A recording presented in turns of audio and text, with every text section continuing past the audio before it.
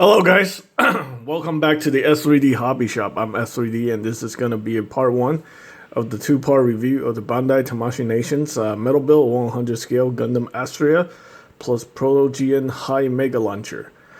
So let's get on with the review. Of course, if you've seen the unboxing, I show you guys the instruction manual and all the stuff that I come with. The first part, I'm just going to show you guys the articulation on Astrea, and then what I like and don't like about it, the figure itself, and the High Mega Launcher, the Proto GN High Mega Launcher setup.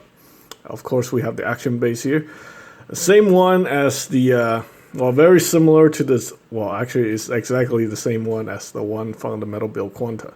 So, if you guys, I mean, they use the same base for all the metal builds.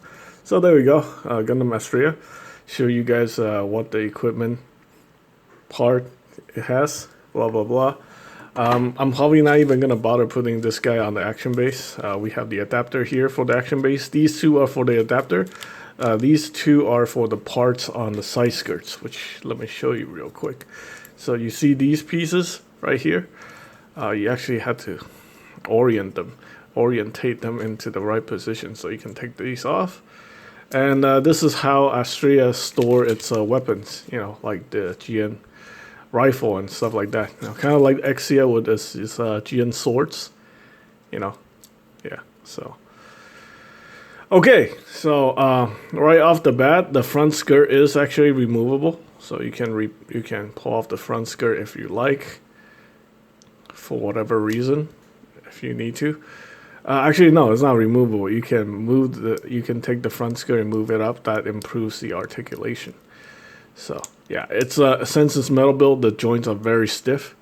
It's either very stiff or it's very loose. And once it becomes very loose, there's really nothing you can do about it. So yeah, that's what sucks about these early metal build figures.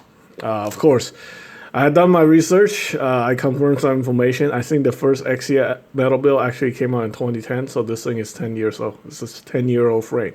I think they made some minor tweaking to make this frame a little bit better because, this is number 7's. The number 7 reprint of the Exia frame since 2010. So this is the 7th time that they did it. They did another one after this. Number 8 is the Astrea Type F. And 2020's Exia Repair 4 is going to be the nice time this frame is reprinted. So, yeah. Alright, so first off, let me talk about what I don't like about this frame and how, Tamashii Nations could, make some improvements. The hip joint right here, this is just a... I honestly think they could have given us a multi-segmented joint here for the waist. This thing has it's just a very archaic swivel right here. That's very bad. Yeah, compared to the Quanta and the other stuff in the line, yeah, this is completely outdated. I don't like that at all. He does have an ab crunch, which I think is okay. That makes it maybe just a little bit better than the real grade. The real grade has side-to-side movement. This thing does not have side-to-side movement. I think they could have easily worked that in so you can have side-to-side. So without that, it hinders a lot of posing options. The neck has this joint right here where you can basically you just disconnect the back of the neck right there like that, and then you have the ability to get Astrea to look down. Yeah, stuff like that. I think it's okay. It's just average at best. It's not something super impressive. Okay, so of course you have the option to put on the back skirt. You have two type of back skirt. I'm gonna put on the heavy back skirt here for the purpose of mounting the GN High Mega Launcher. So there we go.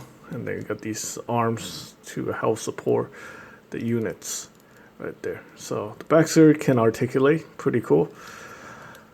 Okay, kind of all over the place. I'm working from the center down to the arms and the head. So I guess we'll just continue doing that. The front skirt can be articulated. Like I said, the whole entire front section can move forward to improve articulation. We got a universal joint here for the hips. It's really stiff right now, but I think over time it's just gonna get very floppy. I seen a lot of Exias with like the floppy hips, like you touch it and then the hips will just like flop around. So yeah, this one is very stiff, which is good.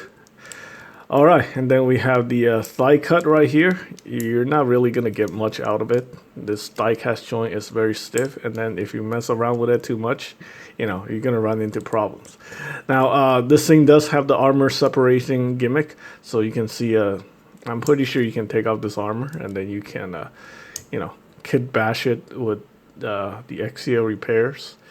If you want to make it Astrea Repair 2, Astrea Repair 1, and stuff like that. You can do that because it's based on the same frame. It doesn't make any sense, but you can do that. We have hard points here to mount accessories. I don't know. Does the Astrea come with the pistols? The Astrea Type F? So you can use accessories from the Astrea Type F if you want. That's pretty cool. He's also there's also coming out with the P Bandai expansion set for this one, the high mobility thing. So yeah, these hard points are there for that reason. Okay, let's go ahead and move the leg up so I can show you the double jointed knee. I know people who are like a lot of money, very high-end collectors who actually play with these metal builds. And they tell me they're pretty fun. Of course, they're fun as long until the joints get super loose. Then it's not fun anymore. So we have the double jointed knee right here. This is actually pretty nicely done. Let's see, on the hips, does it have that pivot function? I don't think the hip has a pivot function. This hip is super archaic. No pull down, no rotation, stuff like that. That's another thing I want to complain about, because with the modern day, even the master grade, you can slide the hips down or you can rotate that. The Quanta has that, so the Exia doesn't have it. So that's a little bit unfortunate. We got the ankle armor here, right there, and then we got the ankle armor on the back. This one has a slight movement. This one has a full range of movement, so you can bring the feet all the way up. This thing does have ankle pivot right there, or ankle rocker, so that's good. We also have toe articulation. Nowhere near as good as a Quanta. This thing is just, you can bend it forward and then you can bring that out like that. So yeah, I might consider asking a friend to lend me his double O to review. They made some improvement on the double O, the double O Gundam, over the Exia, but yeah, this thing is quite old. I can understand why the price is dropping on this guy. It's just because the frame is very old and stuff like that, and the proportions kind of weird. Okay, so you get the Katoki proportions: super long legs, small torso, average size head. The body itself looks very like rectangular. So I would like it so that the waist is thinner and like the upper torso is maybe wider, so you get that V look. See, when they do promotional pictures of the Exia Astrea, they never do a straight up front view because it doesn't look very good. Now, if you put it on the side and then you pose it, then yeah, the story changes. So a lot of trick photography there. So anyway, we have the shoulder gimmick right there. The arm can, this is like multi-segmented, so you have shoulder that can go up and down, and then you have the swing out function, kind of like the model kits, like the real grade has it, the high grade has it, the master grade has it. So yeah, after a year of doing these metal builds, my perspective has changed. Originally, I was telling people metal builds are like the best. They're like a lot better than master grades, but most of you guys would strongly disagree, saying like, well, I mean, sure, it looks cool, but there's really not much you can do with it, and there's a lot of problems. So yeah, I'm kind of starting to agree with like the majority of the community that these metal builds are just not really worth the money. Yeah, I still don't think the model kits are great for play with, but no, there's Robot Damashi $40-$50 Robot Damashi figures, which are just perfectly fine to play with. So why not get those instead? Yeah, you even see other reviewers who prefer like the smaller Robot Damashi, metal Robot Damashi figures over the larger metal builds because it's easier to play with. With the metal build, it's like, you know, it's like 7.5 inch tall. It's you know, and with all the stuff that comes with it, it becomes like I mean, you might pose it every once in a while, you know, if you get bored. But for the most part, I think it's just gonna stay in the shelf forever, just like a master grade model kit. So yeah, so you really don't get a lot out of it. Anyway, the shoulder armor can go up. The arm can go perpendicular. Let's see, I don't think I want to force it anymore because I don't want to break this figure. What I like about the Astrea is that it doesn't have the power cable here, unlike the Exia. That thing is really annoying, and I do like the way this armor is designed, so that's really nice. And we got the bicep rotation. This is, yeah, the bicep swivel is right here. It's not up here because yeah, it inherited design from the Exia because of the power cable gimmick. Like it never designed to have like a bicep swivel right here. The bicep swivel is right here at the elbow. So you got double jointed elbow, which is very nice, and then you get the hinge here for the wrist, and then you get a ball joint for the hand right there. The ball joint for the hand is like that, kind of like the Robot Damashi, the reverse joint. Pretty sure it's plastic. In fact, yeah, it's definitely plastic, and they don't give you replacement parts. So if it breaks, it snaps, you are SOL. So be very careful. Yeah, be careful. Be careful. There we go. All right. So what I like about the Astrea is very simple. It doesn't have that thing like the Exia. Exia have these yellow pieces on the shoulders or the clavicle area that likes to move back and forth. The Astrea is just a long piece like that. Although the problem is, I guess, well, it's made from a softer plastic, so it's more pliable. I think they designed this way because they think people might like put too much force and end up breaking it. So that's cool. Yeah, I mean, just a design. It's like an interesting take on the Exia, and plus, there's only 2 versions of the Astrea right now on the market, so it's kind of more rare. I'm pretty sure if if you're a hardcore metal build collector, you probably seen like all 6 versions of Exia, and you probably get bored already. All right, another cool gimmick is the GN condenser part right here. So you can pull this forward, and that brings out the condenser unit right there, and then you can open this up. So that's actually really cool. Yeah, I like this whole backpack system a lot better than the Exia's.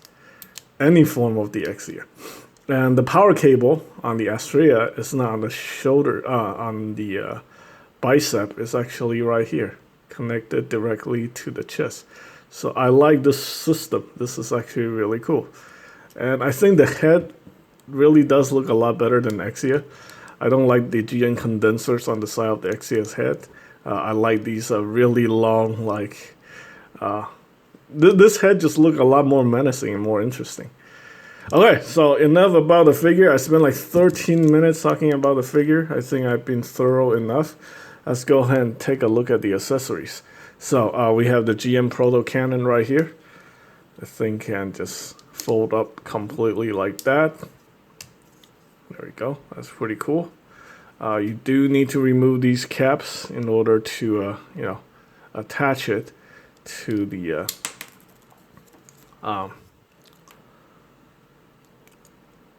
mobile suit right there. So a couple of things you can do. You can do it like that. This piece is also a cannon right there, and then you can have the full extended mode if you want. There we go. I think at this time it's probably a good idea for me to start referring to the instruction manual.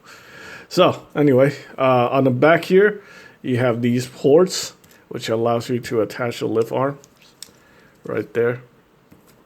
These are the covers for it if you're not going to use them.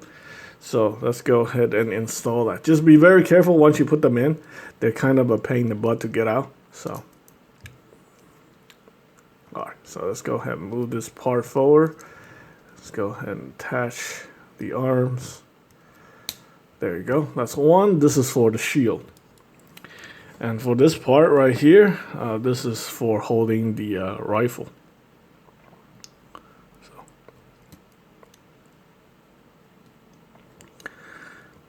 There we go. Gotta get it in there.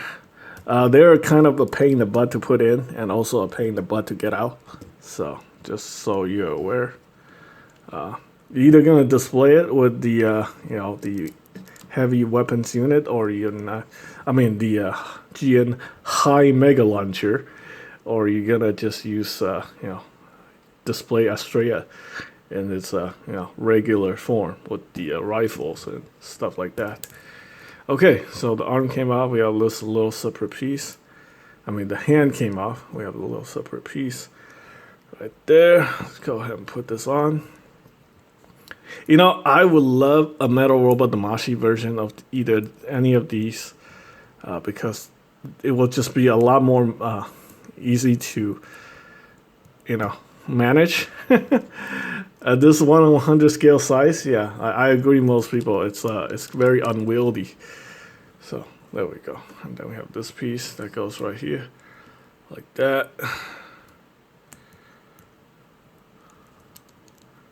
I think this is for the shield. So let's go ahead and get that in there. Okay, so now we got these parts out of the way. What we need to do here is we need to, there's a handle right here. Right there. Let's see. This piece, this ammo belt unit, I believe goes right in here like that. Hang on. Gotta make sure I know what I'm doing here. Okay, well, probably a good idea to refer to the manual at this point. So we have this little separate piece right here. This is where the ammo belt connects to. So this connects right here like that. This thing goes up. This connects right here like that. So this is one of the mode you use when displaying the Astrea. So basically, you take this piece, you cover this up right here. You take this.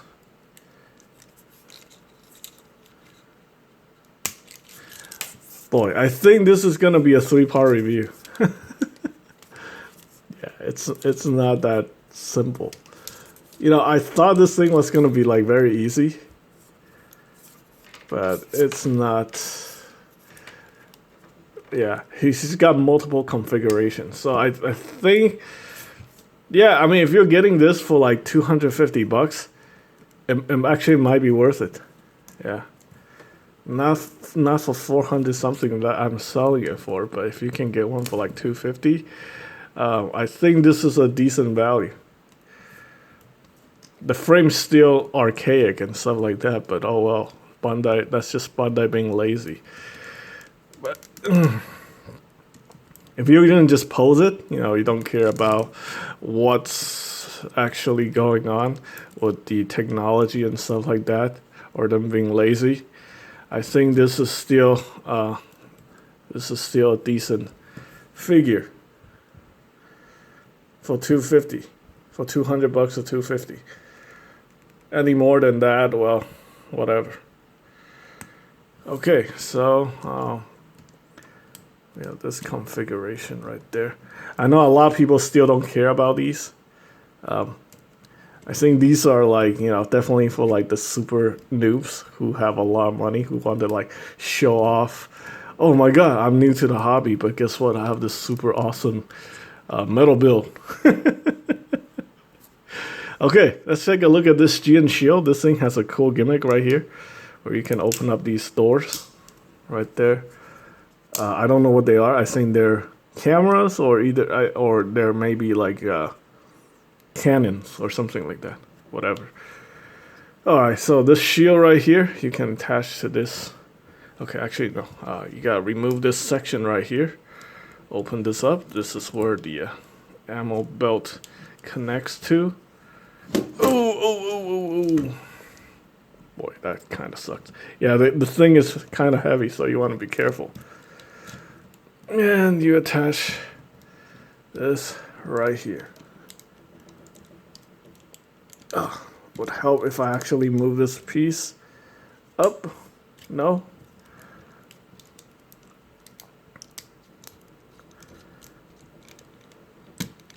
There we go. There we go. Alright, so we have it in this mode right here. Like that. Looks interesting. And then I guess you can have the fully extended version. Just extend it from the bottom.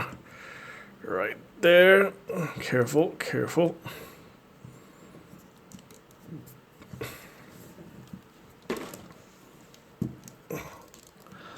Like that.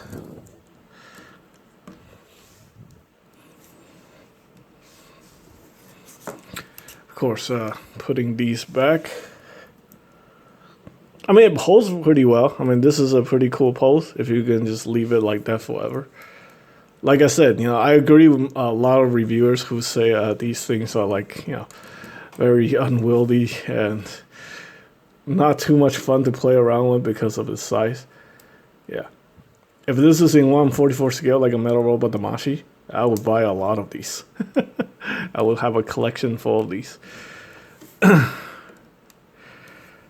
Okay, there we go. That's not too terrible.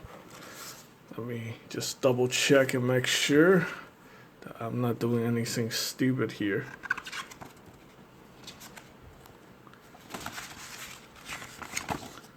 Yeah. Yep. That's pretty good. Okay, I'm actually missing one area, which I need to show you guys. So, on the bottom of the GN Mega Launcher, there's another segment right here, which you can use this piece to hang it, get out. They included this tool piece, so you can do that. This holds it in place, holds a barrel in place. Hang on, let me swing that forward a little bit. So there you go, that holds the barrel in place, so you don't accidentally whoops and do that. I mean, it can stand on its own, it can pose well. $250, you get some options. I think it's okay. Yeah, it's worth $250. But wish Bandai wasn't just super lazy with the technology. I wish they would have made some updates to the Exia frame or something like that. We'll probably never see like an updated frame for the Exia body or the Exia frame anyway. So, oh well, you just have to live with it. Like it or don't like it, that's it. Alright, that is pretty much it for this review. I hope you guys find the information helpful. Stay tuned for the part 2 where I'm gonna show you guys the Astrea in you know, its regular form without all these gimmicks. Or maybe I'll show you guys a different form. Alright, so thanks for watching.